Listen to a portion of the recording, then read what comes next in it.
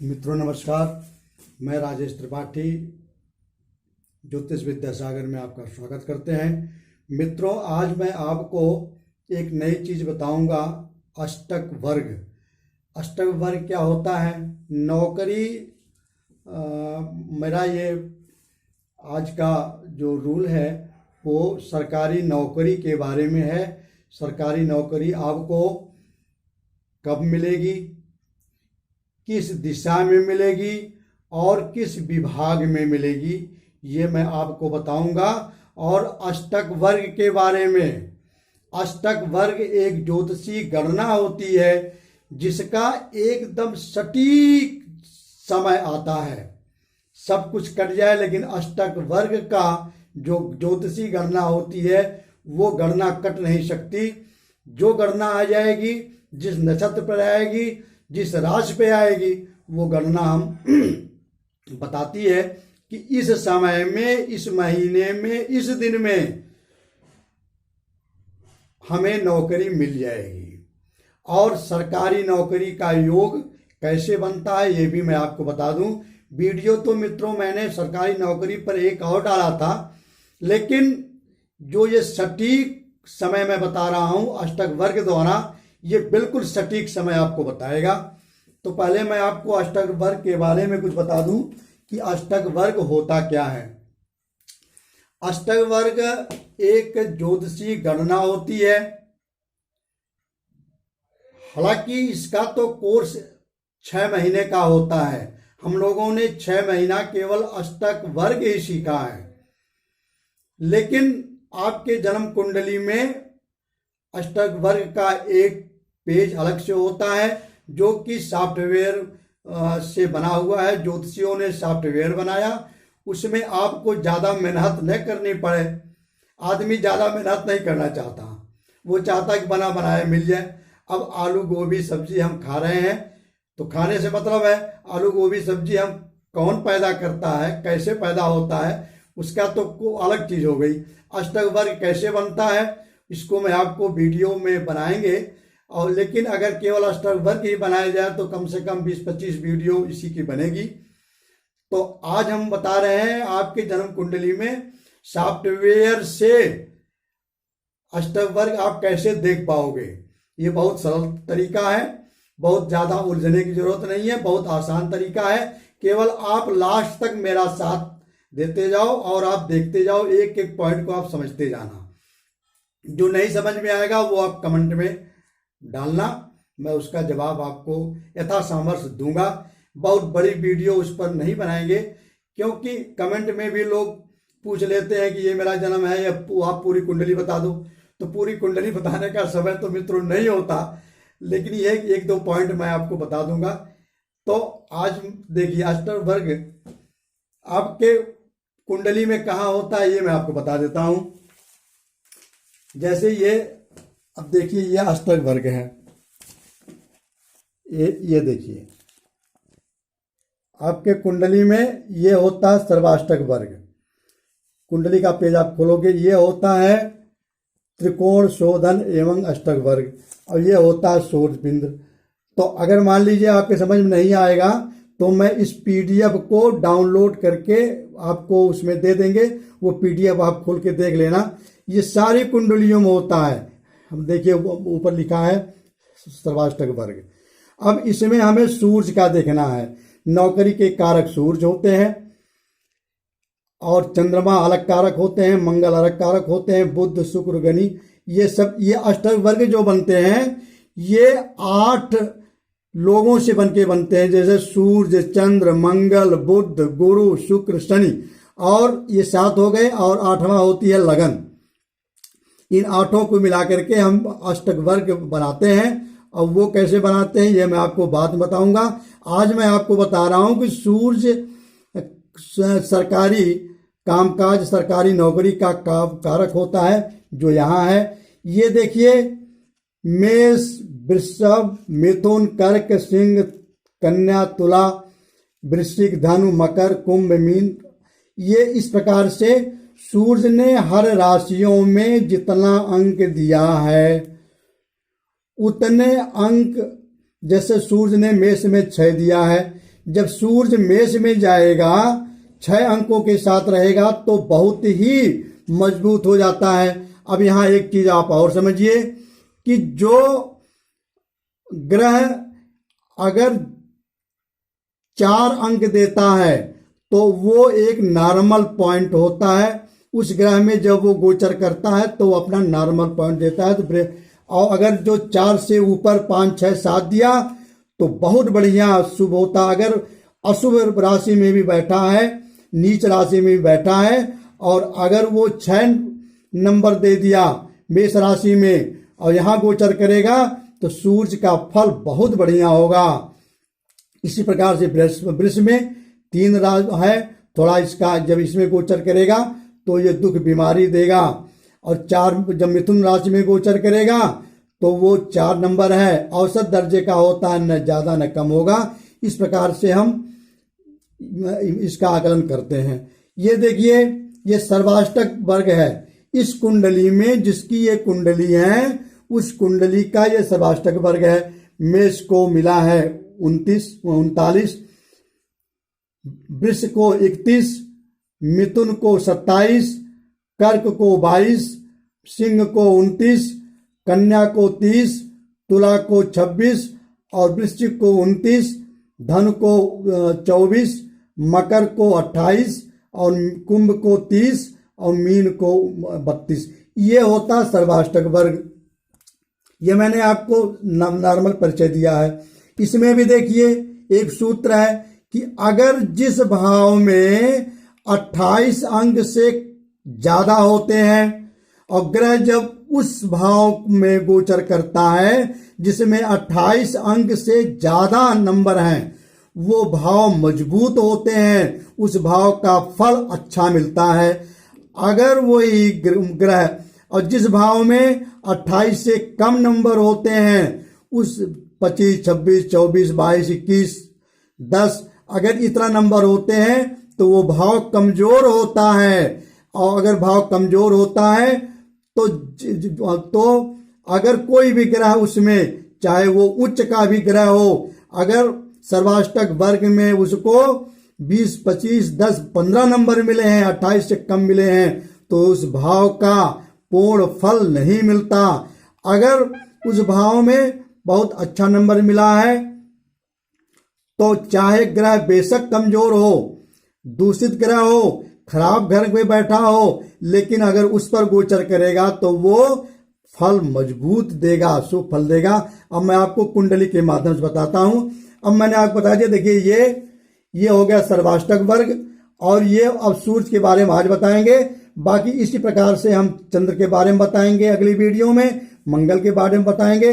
आज चूंकि ये तथ्य है कि सरकारी नौकरी और सरकारी कामकाज में आपका लाभ कब मिलेगा, सरकारी नौकरी आपको कब मिलेगी। अब देखिए मित्रों, ये मैंने एक कुंडली बना दिया। कुंडली में ये मिथुन लगन की कुंडली है और इसमें बुध शनि ये बैठ गए और यही लगन भी है। तो अब यहां से देखिए सूर्य। अब मैं आपको केवल सूर्य के बारे में आज बताऊंगा, इसमें तो बहुत कुछ है। पहले हम सर्वाष्टक जान लेते हैं।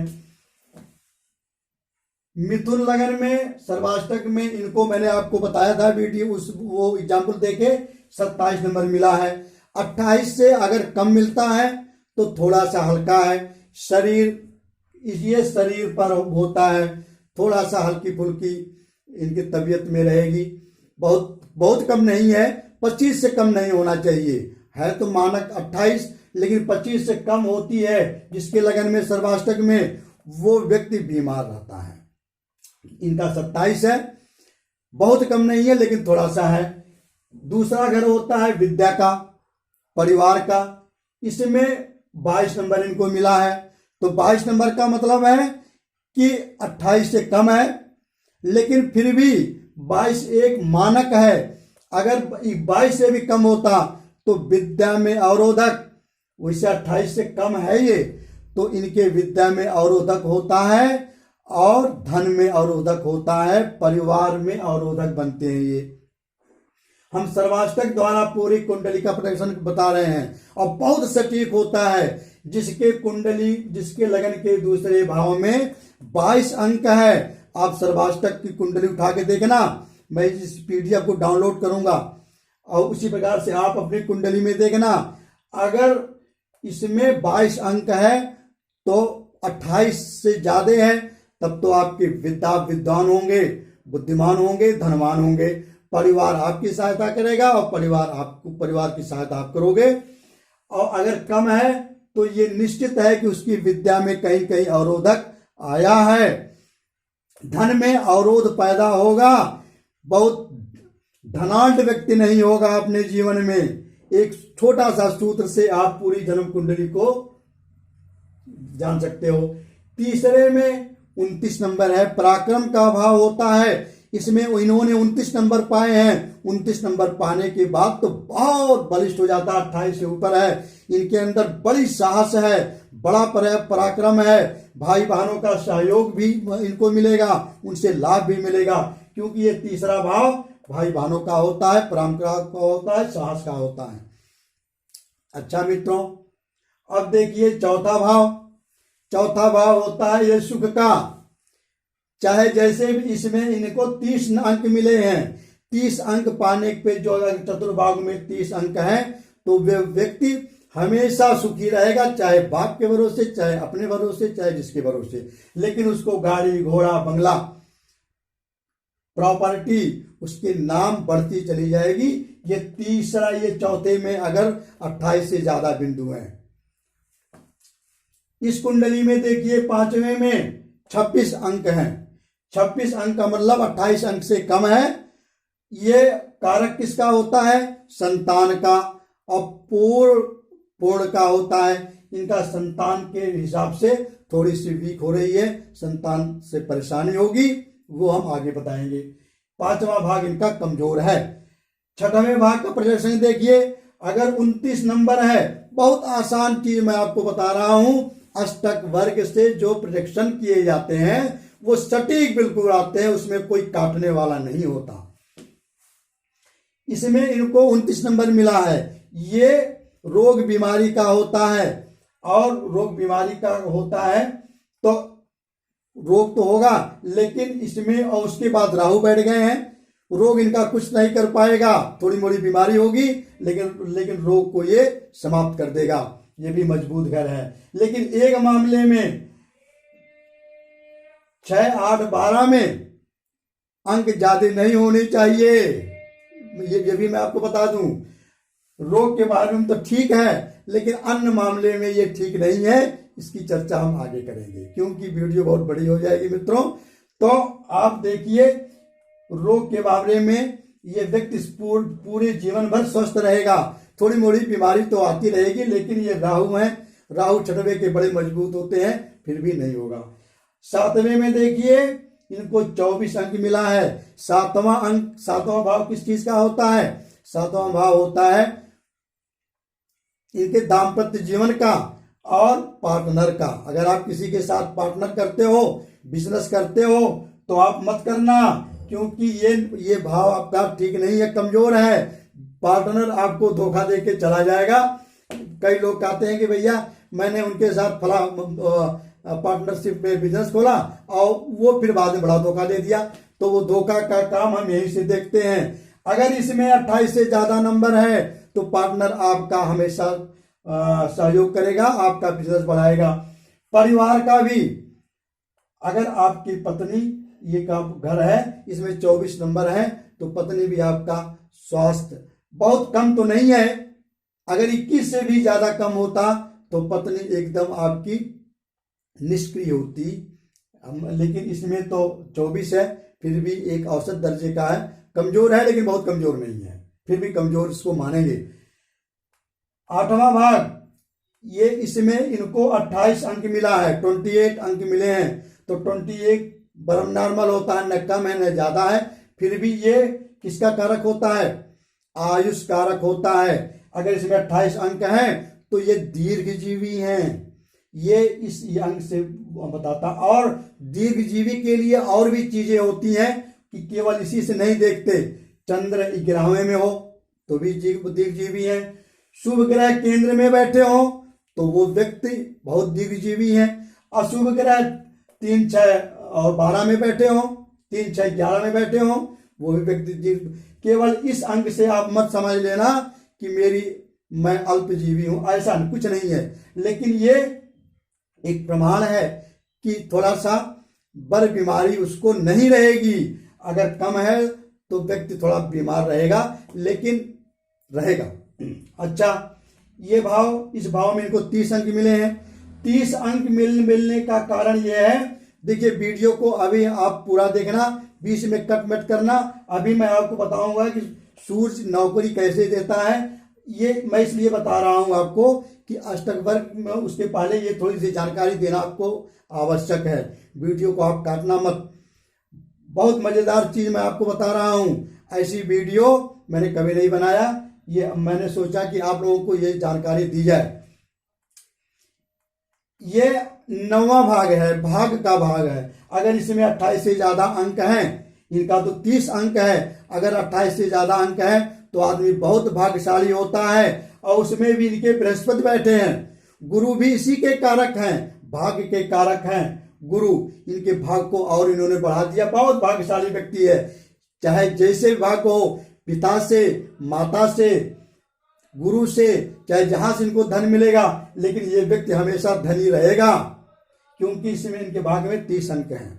अच्छा, 10वां भाव इनका जो देखिए, ये कर्म का होता है, नौकरी का होता है, बिजनेस का होता है। हम क्या काम करेंगे आगे चल के, हम अपने जीव को उपार्जन किससे करेंगे, वो हमें 10वें भाव से पता चलता है। ये 10वां भाव है। अब 10वें भाव में कितना अंक मिला है उससे भी पता चलता है कि हमारा जीव को उपार्जन का जो क्षेत्र है, जो हमारा बिजनेस है, हमारी नौकरी है, वो बढ़ेगी या घटेगी। तो भैया इनको 32 नंबर मिले हैं, इनके सर्वाष्टक वर्ग में 32 नंबर मिले हैं। इनका बिजनेस बहुत बढ़िया चलेगा, नौकरी इनको बहुत बढ़िया मिलेगी। और ऊपर से सूर्य बैठ गए हैं। सूर्य दिग्बली होते हैं 10वें में सूर्य अगर बैठ गए तो आप समझ लो कि वो व्यक्ति अगर कुछ भी करेगा, नमक भी बेचेगा तो भी उसका बिजनेस बहुत बड़ा हो जाएगा। सूर्य बैठा है, ये सरकारी कामकाज का है, सरकारी नौकरी का है। 10वें में अगर दिग्बली सूर्य बैठता है, इसको सरकारी नौकरी अवश्य मिलती है। और ये सरकारी नौकरी कर रहे हैं, उच्च अधिकारी हैं। ये जिनकी कुंडली मैं आपको बता रहा हूं, ये बहुत बड़े अधिकारी हैं, IAS रैंक के अधिकारी हैं ये। और इनके कुंडली में सूर्य 10वें में बैठा, दिग्बली होके बैठा है, 32 अंक के साथ बैठा है। सूर्य कहाँ का दिग्बली होता है, एक 6वें में, 3रे में, 6वें में, 10वें में, 11वें में। फिर से सुनिए, सूर्य कहाँ कहाँ बली होता है, 3, 6 और 10 और 11। 3, 6, 11 में तो दिग्बली होता ही है, लेकिन 10वें में चूंकि वो दिग्बली होता है तो 10वें में भी हो गया। 10वें में तो सबसे बढ़िया इसका फल मिलता है। इनको सरकारी नौकरी इसीलिए मिली। अब देखिए, अभी मैं बताऊंगा कि इनको नौकरी कब मिली। अब आगे देखते रहिए, बड़ा इंटरेस्टेड वीडियो है। और अगला देखिए, ये लाभ का भाव है, प्राप्ति का भाव है। ये हम नौकरी पाएंगे, लेकिन आगे हमारी उन्नत होगी कि नहीं। ये व्यक्ति छोटी सी नौकरी में, क्लर्क ग्रेड की नौकरी में इनकी ज्वाइनिंग हुई, आगे ये इनका ये उन्नत का घर है। जिसकी कुंडली में 10वें से 11 में ज्यादा अंक होता है, वो समझ लीजिए कि अपनी नौकरी में बहुत अधिक तरक्की करेंगे। तो 32 है, और जितने अंक ज्यादा मिले हैं उतने ज्यादा वो तरक्की करेंगे। इन्होंने इनके 11वें भाव में 39 अंक है। अब मैं आपको बता दूं, 11वें भाव में अंक ज्यादा होना चाहिए और 10वें में कम होना चाहिए। 11वें से 10वें में कम हो गया। अगर मान लीजिए 10वें भाव में अंक ज्यादा हैं और 11वें में कम है, तो आप उस आदमी को बगैर आंख मूंदे कह दो कि आपकी आगे उन्नति नहीं होगी। आप यहीं से रिटायर हो जाओगे। और अगर इसमें अंक बेशक कम है, 28 से भी कम है, लेकिन इसमें अगर 39-40 आ गया, 40-45 आ गया, तो समझ लो कि आप छोटी सी नौकरी शुरू करोगे, छोटा सा बिजनेस शुरू करोगे, लेकिन आपको आगे चल के बहुत बड़े व्यापारी बनोगे। आपकी उन्नति, प्राप्ति, भाग्य ये लाभेश होते हैं। हम जीवन में प्राप्ति को कहां से देखते हैं? कि ग्राम्य भाव से। ये मैंने आपको एक अटल सूत्र बता दिया। किसी भी कुंडली में आप देख लो। अच्छा, और देख, इसमें 3 ग्रह बड़े मजबूत होने चाहिए। ये प्रयास का घर है। व्यक्ति प्रयास बहुत किया, साहस इसमें बहुत है, कर्म भी इसने बहुत किया, रात दिन मेहनत करके इसने पढ़ा है, और पढ़ने के बाद कर्म भी इसका अच्छा है क्योंकि 32 नंबर है। और उसके बाद इसको नौकरी मिली, तो IAS रैंक की नौकरी मिली, बहुत बढ़िया नौकरी मिली। कलर ग्रेड से नौकरी से इनकी उन्नति थोड़े ही दिन में बड़ी अच्छी हो गई। तो ये 3 भाव हम देखते हैं। तीसरा भाव प्रयास का भाव है, साहस का भाव। जिसका ये भाव कमजोर होगा मित्रों, वो प्रयास ही नहीं कर पाएगा, साहस ही नहीं होगा। अरे वो तो बहुत दिन तक इलाहाबाद में पढ़े, 20 साल तक, लेकिन यार वो तो कुछ नहीं हो पाए, मैं क्या समय बर्बाद करूं, छोड़ दो, कोई फायदा नहीं है अगर इसमें कम है। और लेकिन अगर इसमें अंक ज्यादा हैं तो कोई बात नहीं, फलाने पढ़े तो वो नहीं नौकरी पाए, मैं उनसे भी ज्यादा मेहनत करूंगा। सबकी भाग अलग होती है। ये साहस देता है और फिर ये कर्म करवाता है। ये कर्म में अगर इसमें साहस भी है और अगर इसमें कम नंबर है, नंबर अगर इसमें कम है तो इसका मतलब है कि आदमी केवल सोचता तो बहुत है, साहसी तो है, लेकिन उसका कर्म ठीक नहीं है। दिन में 10 बजे तक सोता है, रात में 12 बजे तक जगता है और पढ़ाई पर उसका ध्यान नहीं होता। जिस चीज को पाने के लिए हम लक्ष्य बनाते हैं, उस लक्ष्य पर वो व्यक्ति अटल नहीं है, वो अपने कर्म के मार्ग पर नहीं है, वो लीक से हट के चलता है। तो अगर इसमें कम है, अगर इसमें नंबर 28 से ज्यादा है, तो वो व्यक्ति अपनी लीक पे चलेगा। उसका ध्यान जैसे अर्जुन की तरह, गुरु द्रोणाचार्य ने पूछा अर्जुन से कि अर्जुन आपको लक्ष्य क्या दिखाई दे रहे हैं? तो सब ने कहा कि किसी को मछली, किसी को शरीर, लेकिन अर्जुन ने कहा कि मुझे जो वेदना है उसकी आंख दिखाई दे रही है। तो ये व्यक्ति होते हैं ऐसे। तो अगर आंख ही दिखाई दे, उसको IAS की पढ़ाई ही दिखाई दे, तब उसका 32 नंबर आता है। इससे भी ज्यादा आता हो तो और अच्छी चीज है। 28 से कम नहीं होना चाहिए मित्रों। इस भाव को देख करके, इस अंक को देख करके आप सटीक जवाब दे सकते हो किसी की रास्ता कैसा है, जो उसका एम है, जो उसका उद्देश्य है। ये उद्देश्य का भी होता है, जो उसका उद्देश्य है वो अपने रास्ते पर चल रहा है कि नहीं चल रहा है। अगर बढ़िया नंबर है तो बहुत बढ़िया चल रहा है, अपने लीक पे चल रहा है, वो आदमी एक दिन IAS बनेगा। और यदि इसमें कमजोर, अच्छा अगर ये इसमें नंबर कम है, इसमें ज्यादा है, इसमें कम हो गया, तो समझ लो कि जो नौकरी मिलेगी तो इनका लाभेश कमजोर है, ये यहीं से रिटायर होंगे। अगर इसमें ज्यादा है तो ये नौकरी को, जो भी नौकरी मिलेगी इसमें उनकी उन्नति होगी। मैंने बहुत छोटे से में बहुत बड़ी चीज आपको बता दिया। ये कोई काट नहीं सकता। आप किसी भी कुंडली के उठा में देखो, अगर जिसने बहुत तरक्की किया है, इसमें नंबर ज्यादा, 10 में से 11 नंबर ज्यादा होता है। अच्छा, ये घर होता है खर्च का, व्यय का।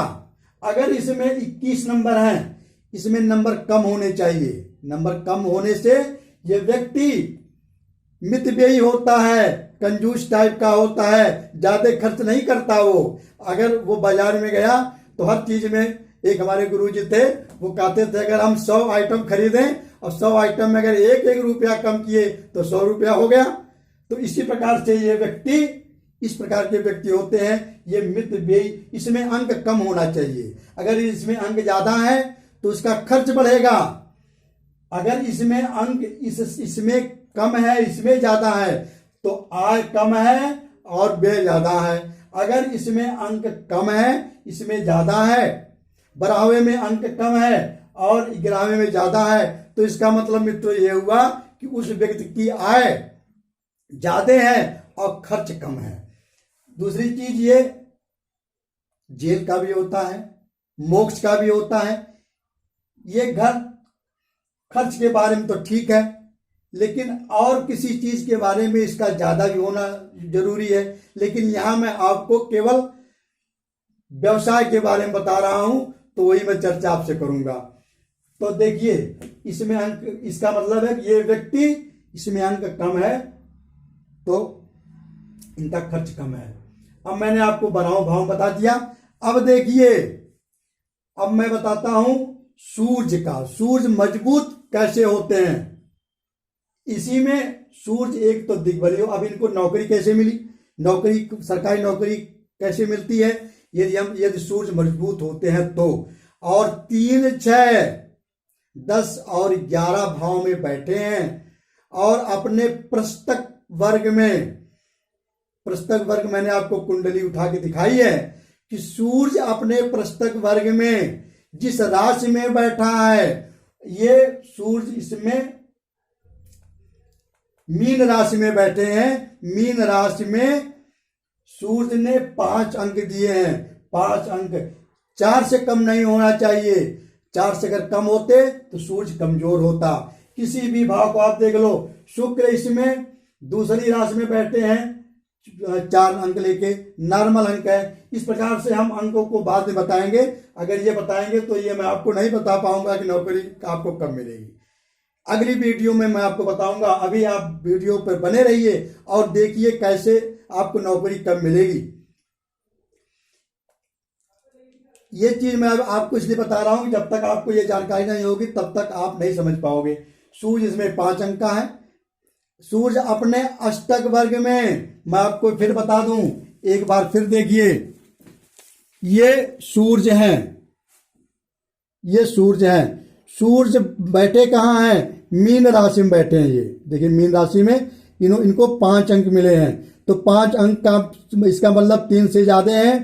तो मित्रों सूर्य बहुत मजबूत है। अगर सूर्य 3 में बैठे होते, कमजोर हैं, धनु में कमजोर हैं, सिंह में कमजोर हैं, वृषभ में कमजोर हैं, मेष में सबसे मजबूत हैं। मेष में चूंकि सूर्य उच्च के भी होते हैं। अगर जो भी जब ये गोचर वर्ष मेष में गोचर करेंगे तो मेष इनकी राशि है चंद्र की, फल बहुत बढ़िया देंगे, लाभेश इनके हैं। तो और इस प्रकार से अगर ये कुंभ में जाएंगे, गोचर करेंगे तो बहुत बढ़िया फल देंगे। मीन में बहुत बढ़िया फल देंगे, क्योंकि 5-5 अंक लिए बैठे हैं। अब आप इस पर आइए। तो मित्रों ये देखिए, तो सूर्य इसमें बैठे हैं। अब हम नौकरी को कैसे देखेंगे, नौकरी को देखते हैं। सूर्य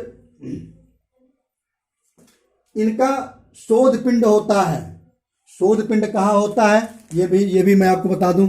देखिए ये शोध पिंड है, ये देखिए ये सूर्य के शोध पिंड है 98, चंद्र के शोध पिंड है 166, मंगल के शोध पिंड है 92, बुध के शोध पिंड है 125, गुरु के शोध पिंड है 131, शुक्र के शोध पिंड है 78 और शनि के शोध पिंड है 143। ये शोध पिंड को आप याद कर लीजिए, देख लीजिए। शोध पिंड का हमेशा जरूरत पड़ेगी। शोध पिंड ये कैसे बनते हैं, तो इसके बारे में तो चर्चा बहुत विस्तृत हो जाएगी। इसमें 6 महीने लगते हैं। ये पूरा अष्टक वर्ग बनाने में हम लोगों को 6 महीना लगे था। लेकिन आपको हम एक सॉफ्टवेयर के माध्यम से कुंडली जब निकालते हैं तो उसमें एक पार्ट आता है सर्वाष्टक वर्ग सारणी, उसको आप देखना, वहीं से शोध पिंड आपको मिलेगा। अब आप और देखिए, सूर्य का जो शोध पिंड है मैंने आपको बताया था 98 है। 98 में सूर्य 10वें नंबर में। अब हम इसमें से 10वां नंबर देखते हैं। सूर्य का 10वां भाव जो होता है उसमें जो जितना नंबर मिला होता है उसको हम शोध पिंड से गुणा करते हैं। जैसे मैंने गुणा कर रहे हैं, इनका 10वां भाग 1, 2, 3, 4, 5, 6, 7, 8, 9, 10। 10वें भाव में सूर्य ने अपने सर्वाष्टक वर्ग में, अपने सूर्याष्टक वर्ग में 3 अंक दिए हैं। सर्वाष्टक में तो इनको 24 अंक मिला है, लेकिन उससे मतलब नहीं है। सूर्य 9वें धनु राशि में कितना अंक दिया है ये आपको देखना है। इसमें 3 अंक मिला है मित्रों। फिर से देखिए अगर नहीं समझ में आया है। नौकरी बिजनेस व्यापार हम सूर्य से 10वें में देखते हैं। सूर्य जहां बैठा हो यहां से 10 भाव आप गिनिए। 1 2 3 4 5 6 7 8 9 10। धनु राशि में सूर्य का 10वां भाग हो रहा है, इसमें 3 नंबर मिला है।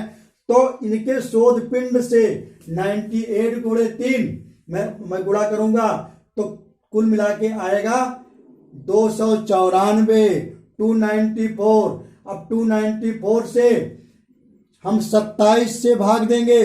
27 से भाग क्यों देंगे? 27 से भाग इसलिए देंगे कि नक्षत्र हमारे 27 होते हैं। नक्षत्रों के बारे में भी आपको बताएंगे, विस्तृत चर्चा करेंगे, लेकिन नक्षत्र हमारे टोटल 27 होते हैं।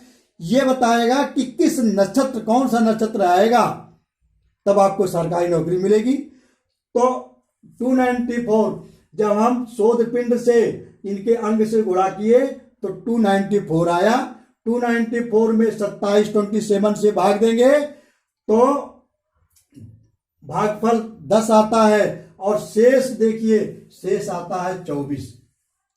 अब 24 जब 24वां नक्षत्र आएगा तब इनको सरकारी नौकरी मिलेगी। और 24वां नक्षत्र कब आएगा? नक्षत्र ये कहां से आया? अश्विनी से हम गुणा वो जोड़ेंगे तो देखिए, अश्विनी भरणी कृतिका रोहिणी मृगशिरा आद्रा पुनर्वसु पुष्य अश्लेषा मघा पूर्व फागुनी उत्तर फागुनी हस्ता चित्रा स्वाति। तो ये इस प्रकार से मूला पूर्वाषाढ़ा श्रवणा धनिष्ठा शतभिषा पूर्व उत्तराषाढ़ा रेवती, ये 27 नक्षत्र होते हैं। अब इस 24वां नक्षत्र क्या होता है हम सब वहां से जोड़ेंगे। आपको एक सिंपल में थोड़ा सा बता दूं कि नक्षत्र को हम कैसे देखते हैं। तो देखिए मैंने एक बनाया भी है, ये देखिए, ये नक्षत्र है। मेष राशि में, मेष में अश्विनी भरणी कृतिका आती है, वृषभ में कृतिका रोहिणी मृगशिरा आती है, मिथुन में आद्रा पुनर्वसु पुष्य आता है और अश्लेषा आती है, सिंह में मघा पूर्व फागुनी उत्तर फागुनी, कन्या में उत्तर फागुनी हस्ता चित्रा और तुला में चित्रा स्वाति विशाखा। ये जो चरण लिखे हुए हैं, वृश्चिक में विशाखा अनुराधा ज्येष्ठा। विशाखा का 3 चरण, 1 चरण, अनुराधा का 4 चरण और ज्येष्ठा का 4 चरण। और धनु में मूला पूर्वाषाढ़ा उत्तराषाढ़ा, फिर मकर में उत्तराषाढ़ा श्रवणा धनिष्ठा और कुंभ में धनिष्ठा शतभिषा पूर्व भाद्रपद और मीन में पूर्व भाद्रपद उत्तर भाद्रपद रेवती। ये नक्षत्र इतने इस राशियों में आते हैं। इनकी भी चर्चा मैं करूंगा जब हम आपको नक्षत्र पढ़ाएंगे। तो अश्विनी से आप गिनोगे तो 24वां जो नक्षत्र है वो शतभिषा का है।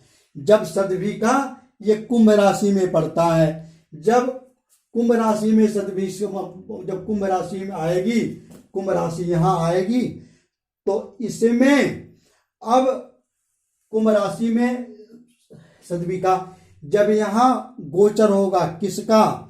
शनि का।